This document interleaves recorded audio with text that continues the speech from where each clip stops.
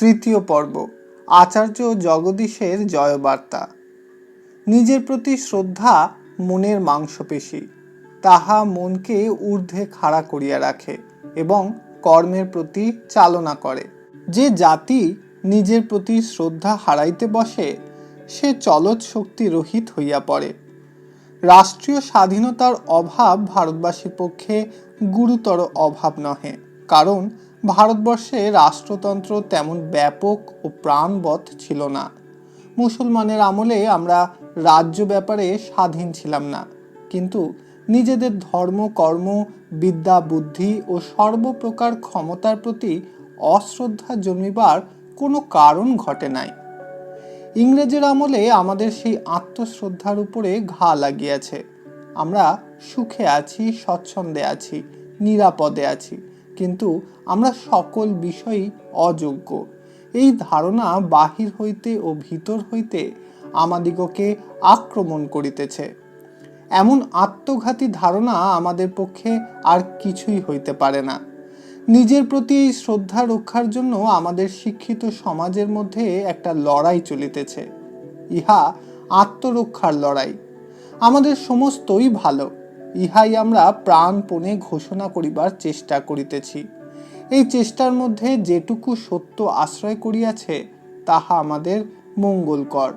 যেটুকু অন্ধভাবে অহংকারকে প্রশ্রয় দিতেছে, তাহাতে আমাদের ভালো হইবে না। জীর্ণ বস্ত্রকে ছিদ্রহীন বলিয়া বিশ্বাস করিবার জন্য যতক্ষণ চক্ষু বুজিয়া থাকিব, ততক্ষণ সেলাই করিতে বসিলে কাজে লাগে।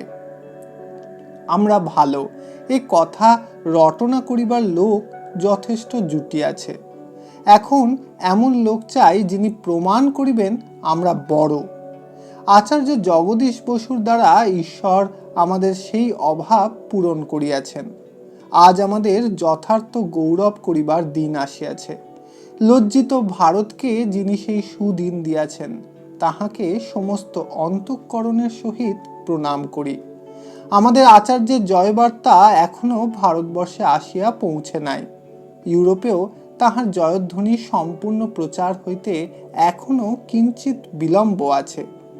যে সকল বৃহৎ আবিষ্কারে বিজ্ঞানকে নূতন করিয়া আপন ভিত্তি স্থাপন করিতে বাধ্য করে, তাহা একদিনেই গ্রাহ্য হয় না। প্রথমে চারিদিক হইতে যে বিরোধ জাগিয়া ওঠে, তাহাকে নিরস্ত করিতে সময় লাগে। সত্যকেও সুদীর্ঘ কাল লড়াই করিয়া আপনার সত্যতা প্রমাণ করিতে হয়। আমাদের দেশে দর্শন যে পথে গিয়াছিল, ইউরোপে বিজ্ঞান সেই পথে চলিতেছে। তাহা ঐক্যের পথ।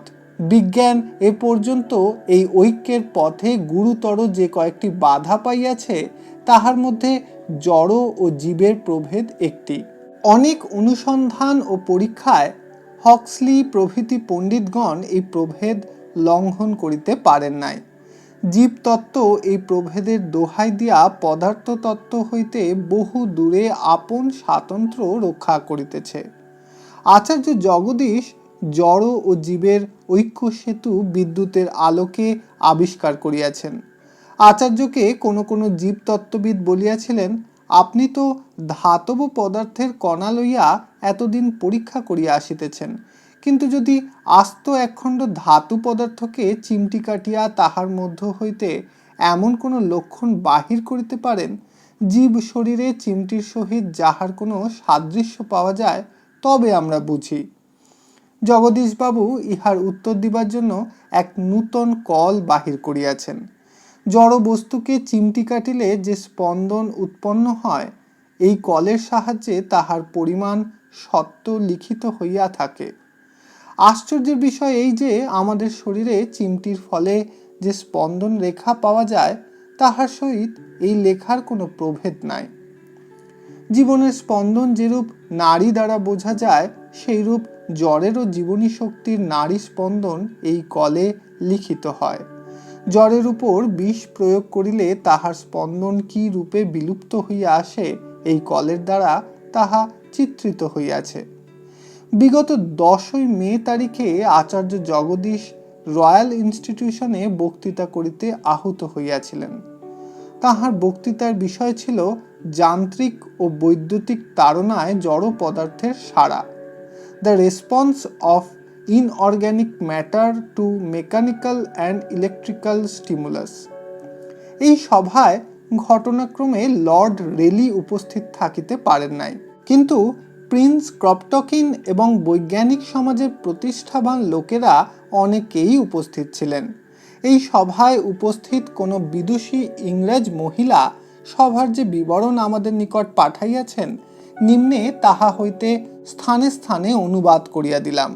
সন্ধ্যা 9টা বাজিলে দ্বার উন্মুক্ত হইল এবং বসু জায়াকে লইয়া সভাপতি সভায় প্রবেশ করিলেন। সমস্ত শ্রোতামণ্ডলী অধ্যাপক পত্নীকে সাদরে অভ্যর্থনা করিল।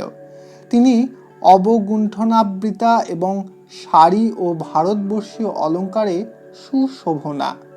তাহাদের পশ্চাতে যশস্বী লোকের দল এবং সর্বপশ্চাতে আচার্য বসু নিজে।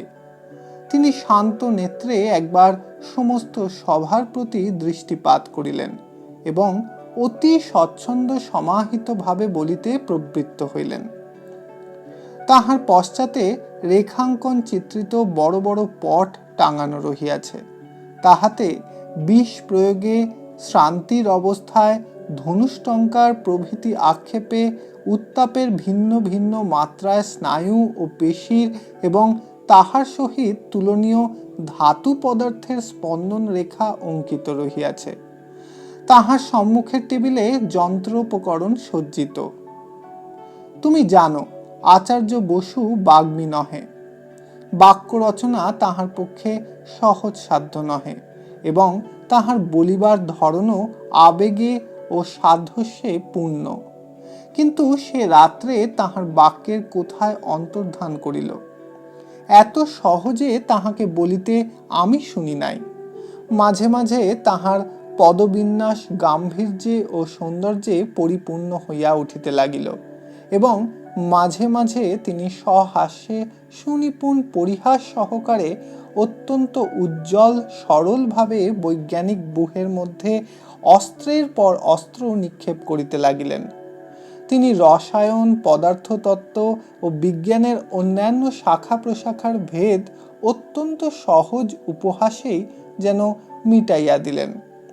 তাহার পরে বিজ্ঞান শাস্ত্রে জীব ও অজীবের মধ্যে যে সকল ভেদ নিরূপক সংজ্ঞা ছিল, তাহা তিনি মাকড়সার জালের মতো ঝাড়িয়া ফেলিলেন। যাহার মৃত্যু সম্ভব তাহাকেই তো জীবিত বলে। অধ্যাপক বসু একখণ্ড টিনের মৃত্যুশয্যা পার্শ্বে দাঁড় করাইয়া আমাদিগকে তাহার মরণাক্ষেপ দেখাইতে প্রস্তুত আছেন এবং বিষ প্রয়োগে যখন তাহার অন্তিম দশা উপস্থিত, তখন ঔষধ প্রয়োগে পুনশ্চ তাহাকে সুস্থ করিয়া তুলিতে পারেন। অবশেষে অধ্যাপক যখন তাহার স্বনির্মিত কৃত্রিম চক্ষু সভার সম্মুখে উপস্থিত করিলেন এবং দেখাইলেন আমাদের চক্ষু অপেক্ষা তাহার শক্তি অধিক, তখন সকলের বিস্ময়ের অন্ত রহিল না। ভারতবর্ষ যুগে যুগে যে মহৎ ঐক্য অকুণ্ঠিত চিত্তে ঘোষণা করিয়া আসিয়াছে, আজ যখন সেই ঐক্য সংবাদ আধুনিক কালের ভাষায় উচ্চারিত হইল, তখন আমাদের কিরূপ পুলক সঞ্চার হইল তাহা আমি বর্ণনা করিতে পারি না। মনে হইল যেন বক্তা নিজের নিজত্ব আবরণ পরিত্যাগ করিলেন, যেন তিনি অন্ধকারের মধ্যে অন্তর্হিত হইলেন। কেবল তাহার দেশ এবং তাহার জাতি আমাদের সম্মুখে উত্থিত হইল এবং বক্তার নিম্নলিখিত উপসংহার ভাগ যেন সেই তাহারই উক্তি। I have shown you this evening the autographic records of the history of stress and strain in both the living and non-living. How similar are the two sets of writings, so similar indeed that you cannot tell them one from the another. They show you the waxing and waning pulsation of life, the climax due to stimulants, the gradual decline of fatigue, the rapid setting in of death rigor from the toxic effect of poison. It was when I came on this mute witness of life and saw an all-pervading unity that binds together all things, the mote that thrills on ripples of light, the teeming life on earth, and the radiant suns that shine on it. It was then that for the first time I understood the message proclaimed by my ancestors on the banks of the Ganges 30 centuries ago.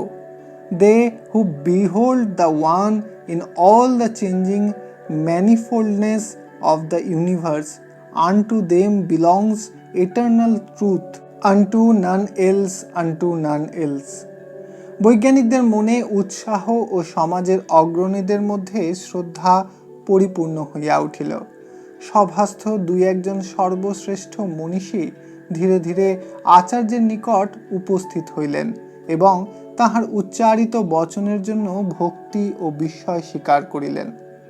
আমরা অনুভব করিলাম যে এতদিন পরে ভারতবর্ষ শিষ্য ভাবেও নহে, সমকক্ষ ভাবেও নহে, গুরু ভাবে পাশ্চাত্য বৈজ্ঞানিক সভায় উত্থিত হইয়া আপনার জ্ঞান শ্রেষ্ঠতা স্বপ্রমাণ করিল।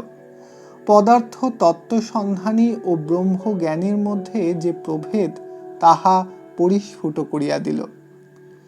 লেখিকার পত্র হইতে সভার বিবরণ যাহা উদ্ধৃত করিলাম তাহা পাঠ করিয়া আমরা অহংকার বোধ করি নাই। আমরা উপনিষদের দেবতাকে নমস্কার করিলাম।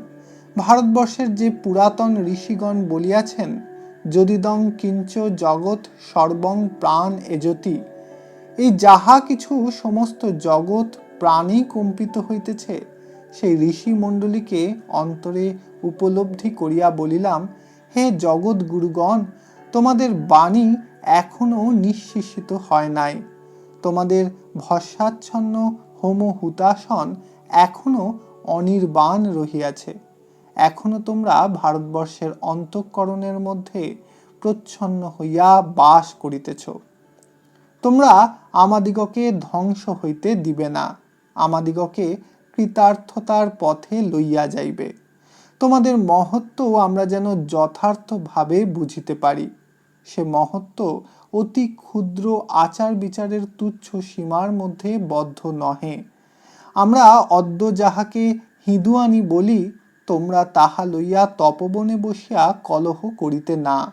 সে সমস্তই পতিত ভারতবর্ষের আবর্জনা মাত্র। তোমরা যে অনন্ত বিস্তৃত লোকে আত্মাকে প্রতিষ্ঠিত করিয়াছিলে, সেই লোকে যদি আমরা চিত্তকে জাগ্রত করিয়া তুলিতে পারি, তবে আমাদের জ্ঞানের দৃষ্টি গৃহ প্রাঙ্গণের মধ্যে প্রতিহত না হইয়া বিশ্ব রহস্যের অন্তর্নিকেতনের মধ্যে প্রবেশ করিবে। তোমাদিগকে স্মরণ করিয়া যতক্ষণ আমাদের বিনয় না জন্মিয়া গর্বের উদয় হয়, কর্মের চেষ্টা জাগ্রত না হইয়া সন্তোষের জড়ত্ব পুঞ্জীভূত হইতে থাকে এবং ভবিষ্যতের প্রতি আমাদের উদ্যম ধাবিত না হইয়া অতীতের মধ্যে সমস্ত চিত্ত আচ্ছন্ন হইয়া লোপ পায়, ততক্ষণ আমাদের মুক্তি নাই। আচার্য জগদীশ আমাদিগকে দৃষ্টান্ত দেখাইয়াছেন। তিনি বিজ্ঞান রাজ্যে যে পথের সন্ধান পাইয়াছেন, সে পথ প্রাচীন ঋষিদিগের পথ, তাহা একের পথ।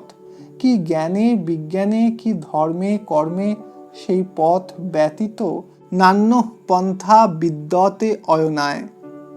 কিন্তু আচার্য জগদীশ যে কর্মে হাত দিয়াছেন, তাহা শেষ করিতে তাহার বিলম্ব আছে, বাধাও বিস্তর। প্রথমত, আচার্যের নূতন সিদ্ধান্ত ও পরীক্ষার দ্বারা অনেকগুলি পেটেন্ট অকর্মণ্য হইয়া যাইবে এবং একদল বণিক সম্প্রদায় তাহার প্রতিকূল হইবে। দ্বিতীয়ত, জীবতত্ত্ববিদগণ জীবনকে একটা স্বতন্ত্র শ্রেষ্ঠ ব্যাপার বলিয়া জানেন। তাহাদের বিজ্ঞান যে কেবলমাত্র পদার্থ তত্ত্ব, এ কথা তাহারা কোনো মতেই স্বীকার করিতে চাহেন না। তৃতীয়ত, কোনো কোনো মূঢ় লোকে মনে করেন যে বিজ্ঞান দ্বারা জীবন তত্ত্ব বাহির হইলে ঈশ্বরের অস্তিত্ব বিশ্বাস করিবার প্রয়োজন থাকে না। তাহারা পুলকিত হইয়াছেন। তাহাদের ভাবগতিক দেখিয়া খ্রিস্টান বৈজ্ঞানিকেরা তটস্থ। এজন্য অধ্যাপক কোনো কোনো বৈজ্ঞানিকের সহানুভূতি হইতে বঞ্চিত হইবেন। সুতরাং একাকী তাহাকে অনেক বিপক্ষের সহিত যুদ্ধ করিতে হইবে। তবে যাহারা নিরপেক্ষ বিচারের অধিকারী তাহারা উল্লসিত হইয়াছেন।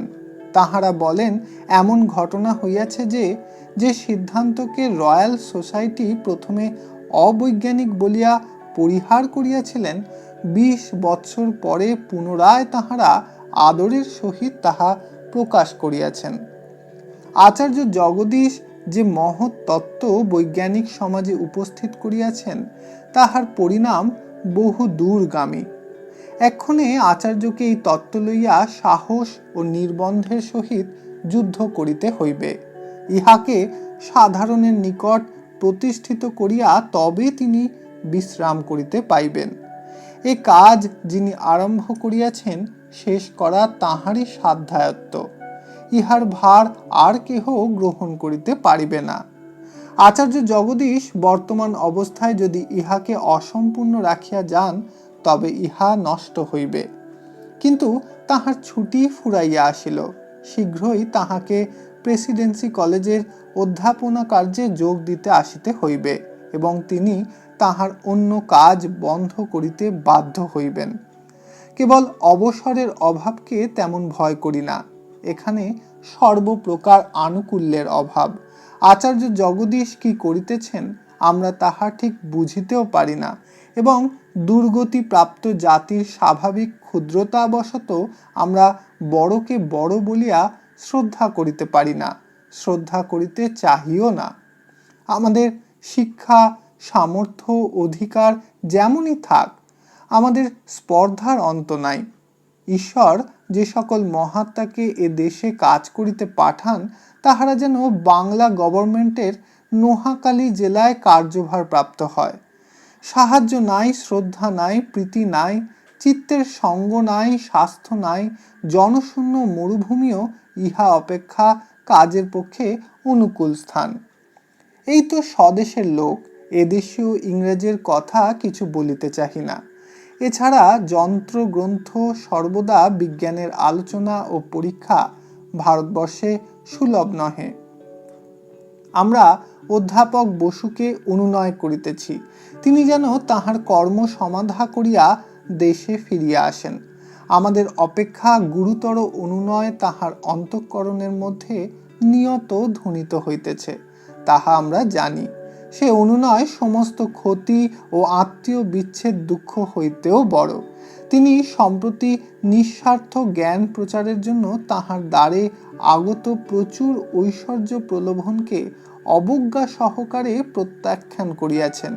সে সংবাদ আমরা অবগত হইয়াছি, কিন্তু সে সংবাদ প্রকাশ করিবার অধিকার আমাদের আছে না আছে দ্বিধা করিয়া আমরা মৌন রহিলাম।